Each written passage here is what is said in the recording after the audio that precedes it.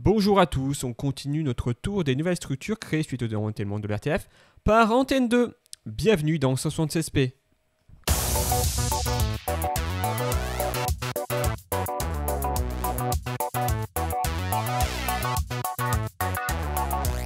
A l'instar de TF1, l'ancienne deuxième chaîne de l'RTF émettra pour la première fois le 6 janvier 1975 sous le nom d'Antenne 2.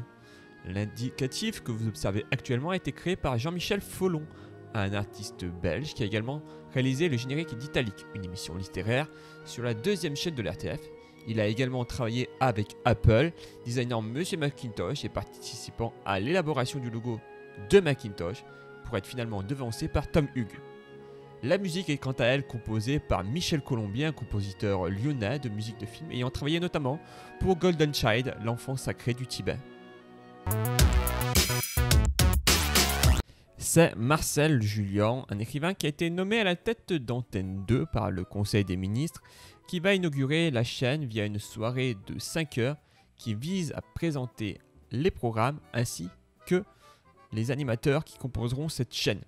Il sera accompagné de Jacques Chancel, animateur d'émission de variété Le Grand Échiquier, diffusé sur la première chaîne de RTF, puis sur la seconde. A noter que Jacques Chancel a grandement participé à la fabrication de l'identité de la chaîne. Les premières émissions de Antenne 2 comporteront des émissions cultes. On peut parler par exemple d'Apostrophe, le magazine de Bernard Pivot, qui sera diffusé pour la première fois le 11 janvier 1975.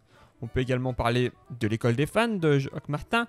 Dès 1977, il est alors un transfuge de TF1 et présentera La Petite Lorgnette, une suite spirituelle du Petit Rapporteur.